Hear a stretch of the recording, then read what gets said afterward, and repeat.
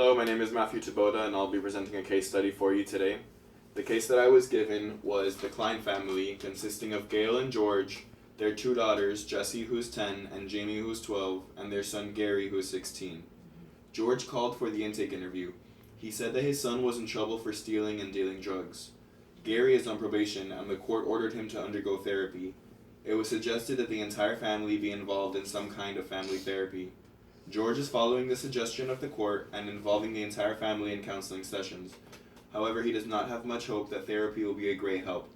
According to him, the one who is responsible for the family's problems is his wife, who he says is an alcoholic.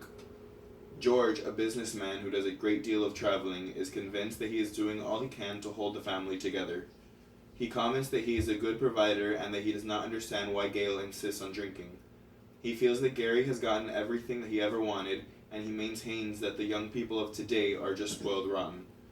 The father says that his eldest daughter, Jamie, is the best one of the bunch, and he has no complaints about her. He sees her as being more responsible than his wife, as well as being more attentive to him. He views his younger daughter, Jessie, as pampered and spoiled by her mother, and he has little hope for her. George is willing to give the family counseling a try, and she says that the therapist can straighten them all out. He says that he, Gail, and Jessie are all willing to come in for a family session. Jamie does not want to attend, however, because she says that she has no problems and sees no purpose in therapy for herself. Gary is very reluctant to appear even for one session, because he feels for sure that the other family members will see him as the source of their problems. To satisfy the conditions of this probation, Gary would rather choose the lesser of two evils and seek a therapist privately. The model that I chose was reality therapy.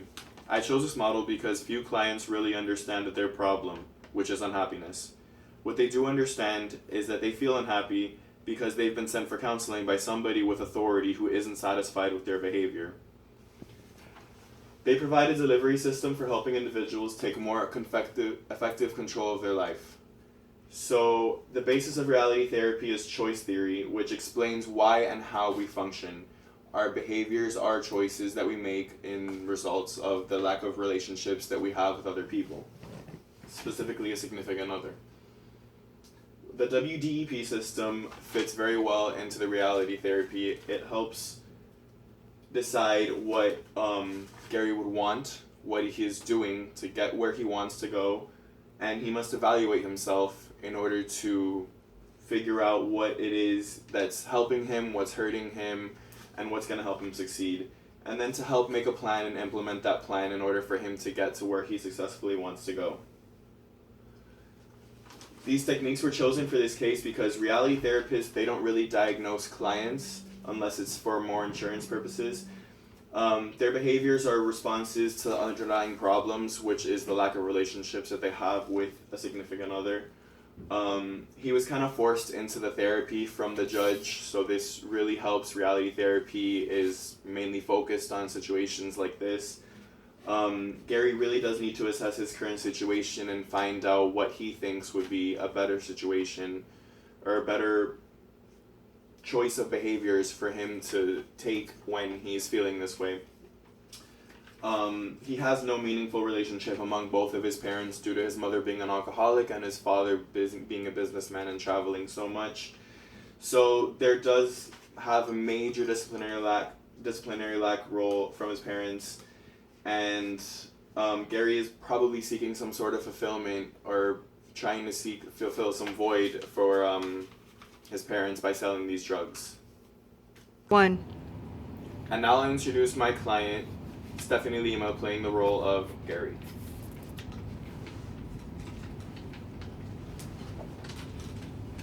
Hi, how are you doing today? Hi. So Gary, tell me, why are you here? Because the court ordered me to be here today. What exactly do you want from therapy? It's not what I want. What I feel is just I need some sort of change. I just want to change my lifestyle right now. Okay. So if you want to change your lifestyle, that's a very good start. What does your ideal world look like? Your quality world? Well, there is no ideal world, but I would like for my family to be closer together. Have my parents around. Okay. What's your relationship like with your mother? I don't have a relationship with her. You have no relationship with your mother? No. What would you like your relationship with your mother to be like? Well, she's an alcoholic, so it's not like. Obviously, I don't want her to, drink anymore. I want her to be around at the house, and just have a relationship with her, more open about stuff.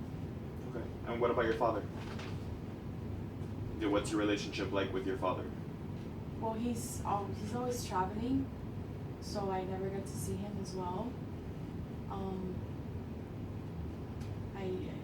So it's kind of a void there with both your parents. Yes. What would you like your relationship with your father to be like?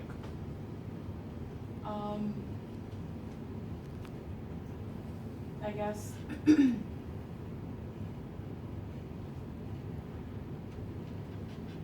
closer. I want to see him more often. Same as your mother. You wanna be able to spend more time with them, I guess. Yes. Okay.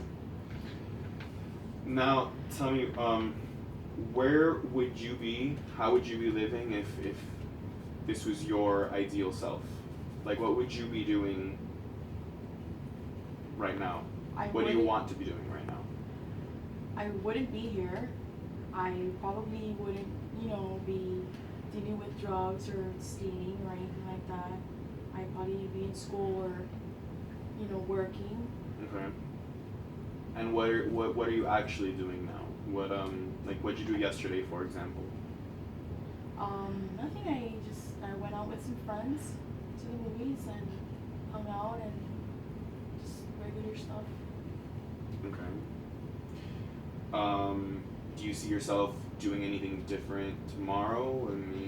No, not really. Next week, anything like that? Different? What do you mean different? Something, you said you wanted to change. Do you see yourself making yourself do anything that makes you want to change? Something that'll help you change? Do you think what you're doing now is helping or hurting you? Going out with your friends, doing all these things? I think it's helping me. I don't think it's hurting me. You think it's helping you? Because it's helping you fill a void that you have? Yes. Okay. Do you think this is realistic? Do you think it's really, really helping you? Going out with your friends, they're kind of influencing you more to do these things with the illegal drugs and possession and everything, no?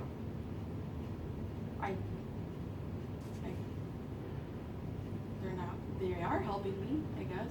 Do you feel like you have no control over the situation sometimes? Yeah. I don't feel like I have control at all. You feel like you have no control at all? No. Okay. What is it that you want exactly that you're not getting from life? I don't know. 1.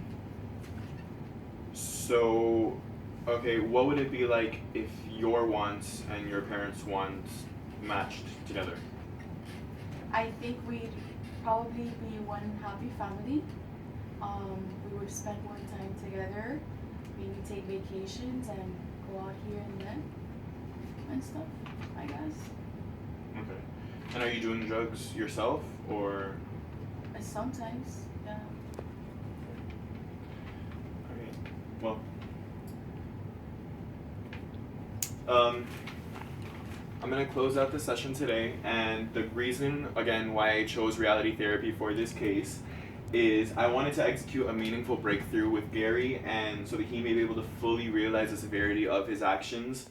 I want to help Gary more effectively behave in the community, to help cope with the situations that he's going through, with the lack of relationship with his parents that he clearly has, helping him find a balance between what reality is and what he wants out of it, and how to help those two really come together and make a successful life for him.